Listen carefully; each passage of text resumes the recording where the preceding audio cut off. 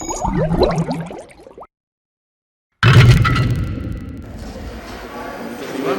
regala unas palabras, maestro, es muy rapidito.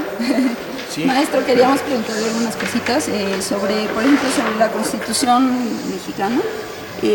¿Cuál es la diferencia entre derechos humanos y garantías individuales? Mire, se llamó durante muchos años, desde 17, el capítulo de derechos humanos que estaba en la Constitución de 17, se le llamó garantías individuales, porque en teoría los derechos los tenemos independientemente de que estén en la Constitución o no, y lo que hacía la Constitución era garantizar su cumplimiento. Por eso se le llamó garantías individuales, pero en el fondo es lo mismo. La garantía quiere decir que hay un mecanismo jurídico para que el derecho humano no sea violado y se respete. Esa es la diferencia. ¿Y hay alguna pérdida en este cambio de nomenclatura? No, porque es una de las pocas reformas muy positivas al artículo primero de hace unos 3 o 4 años, que se aumentaron todos los derechos humanos que estén en nuestra Constitución, más todos aquellos que se reconozcan en tratados internacionales en los que México participe. Eso fue ampliar el abanico de derechos humanos a los derechos económicos, a los derechos sociales. Fue un gran paso, eso sí lo es.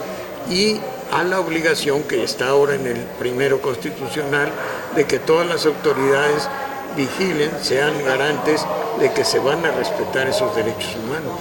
Como mencionó usted, alguna palabra le agregan a la Constitución y se pierden cosas. Sí, hay artilugios, mañas ahí para quitarle filo a algunas cosas, para encontrarles salidas jurídicas para el futuro, para los litigios.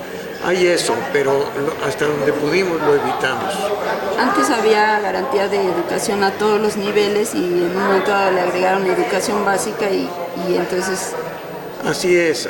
Nosotros establecimos que el gobierno de la ciudad tiene la posibilidad de impartir educación en todos sus niveles y para todas las personas, en todos los grados, niveles y personas. ¿Habrá garantía de educación para todos? Como aspiración, digamos. Un gobierno nuestro lo hará. Un gobierno neoliberal tiene la facultad, pero seguramente no la usará. Yendo hacia eso, se vio que la formación del constituyente pues tuvo sus problemas con la imposición de varios de los diputados. ¿Será que la derecha deja pasar temas que no les son tan relevantes, pero se aferra, por ejemplo, a sus grandes negocios?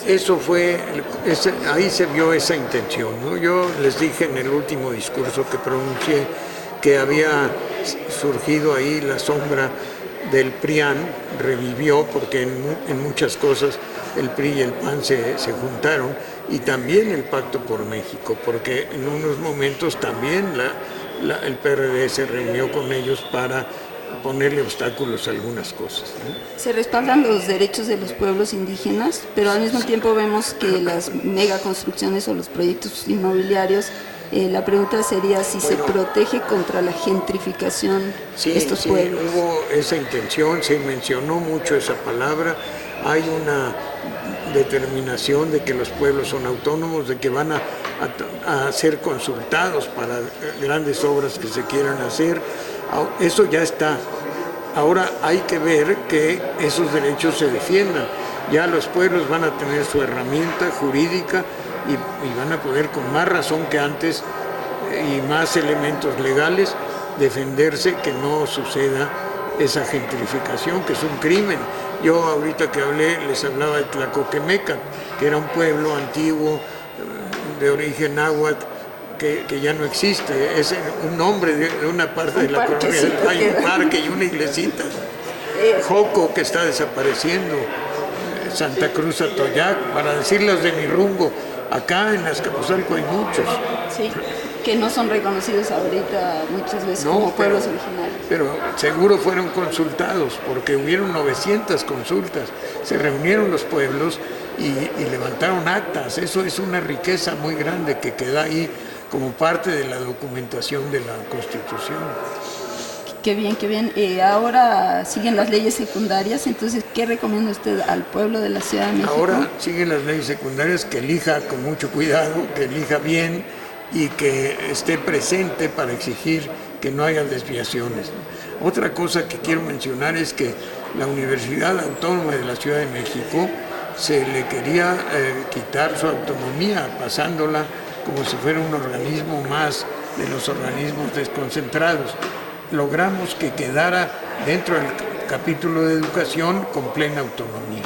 Vemos a nivel nacional una gran privatización de la educación y en la ciudad se defendió este punto. Se defendió eso, así es. Seguimos la línea que hemos seguido de crear universidades. Los diputados de la Asamblea del Distrito Federal y los diputados federales están aportando el 50% de su salario para las universidades que fundaron pues, grupos a impulso de Morena, ¿no? Somos asociaciones civiles, yo estoy en la de Derecho, pero viven las universidades con las aportaciones de los diputados de Morena. Eso es una gran lección, porque significa que lo que están ganando los diputados es excesivo y que una buena parte, la mitad en este caso, se puede aplicar a algo, a un bien colectivo, a un bien común, que es la escuela. Un gran parte de su agenda que tiene la derecha es de proveer al Estado con esto y lo otro. Ahí se ve en la Constitución este tipo de cosas. Pues es una de sus agendas, así se han enriquecido. Quisimos prohibir expresamente los llamados contratos o proyectos público-privados. No fue posible prohibirlos porque están reconocidos en la Constitución Federal, pero sí les pusimos límites. A lo mejor en esto que mencionó el saneamiento del agua hay algo de eso. En eso seguramente hay escondido, hay algo. Sin embargo, hay la herramienta para pelear y detener ese proceso, puesto que queda prohibida la privatización del agua, ¿no? Que lo sanee si quiere y que se le pague lo que cuesta sanearla, pero no venderla, distribuirla o entregarla a la población, ¿no? ¿Gusta añadir algo más? Pues que quedamos satisfechos por una parte, pero que sabemos que con la herramienta que teníamos, de 40 que sobraban y con otros que tenían ya sus consignas de antemano, no fue muy fácil sacar adelante todo lo que hubiéramos querido. Pero ya habrá ocasión y en la medida en que el pueblo nos lo exija. Fue un triunfo de Morena. Yo creo que fue un triunfo de Morena. Bueno, gracias, maestro Batis. Que estén bien.